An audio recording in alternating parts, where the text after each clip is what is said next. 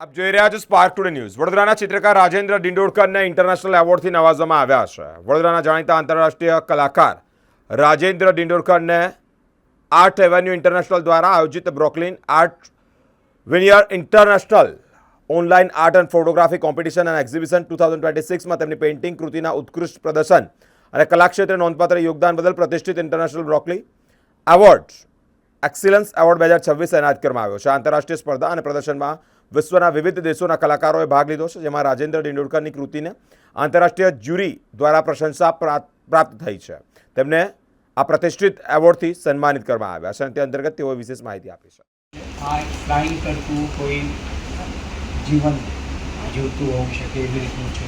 પછી આમાંથી કંઈક ખડક અને પથ્થર કહેવાય તો પણ એમાંથી પણ કંઈક આમ જીવ નીકળીને જીવતો હોઈ શકે એવી એક કલ્પના, આ બધી આખી કલ્પના છે અને એનો કાલ્પનિક ગ્રહ કહેવાય। એના પર એક જેને કહેવાય ને થોડુંક સસ્પેન્સ બી કહેવાય કે ભાઈ થોડુંક આ જે હાથ અહીંયાથી નીકળ્યા છે, હાથ અહીંથી કંઈક કપડું વગેરે છે, આ જો અહીંથી નીકળ્યું છે અને અહીંથી પાછું આ બાજુ આવ્યું છે એવી એક આખી કલ્પના। અહીંયા પેલું છે ને અહીંયા ધુમાડો નીકળતો હોય અને આવું કંઈક હોઈ શકે એવી એક બસ અને એને કીધું ને એ પ્રમાણે કે ભાઈ ચિત્રકારને તો એવું છે કે ગમે ત્યાં પહોંચી શકે છે, ફક્ત કવિ નથી પહોંચતા ચિત્રકાર।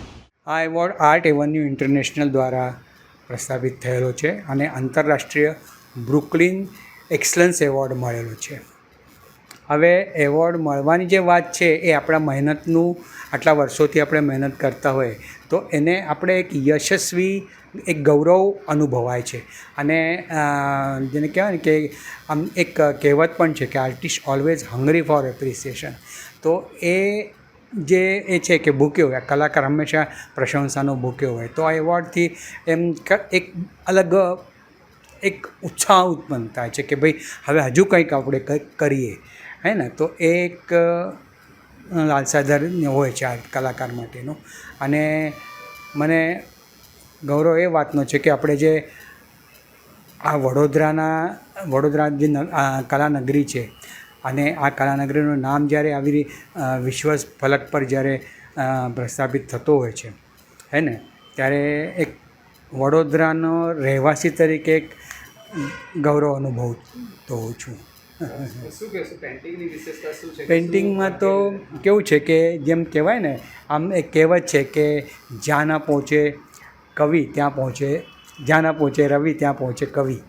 એ જે કહેવત છે એ કવિ માટે છે, પણ જ્યારે કલાકાર માટે પણ કંઈક હોવું જોઈએ। તો હું એમ કહું છું કે જ્યાં ના પહોંચે રિક્ષા, જ્યાં ના પહોંચે કાર, ત્યાં પહોંચે ચિત્રકાર। એ કેમ ના કહી શકાય?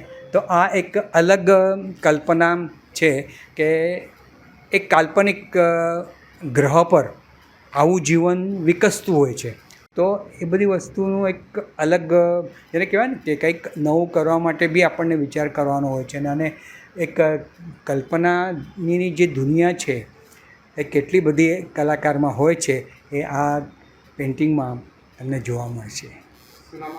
રાજેન્દ્ર દિંડોરકર।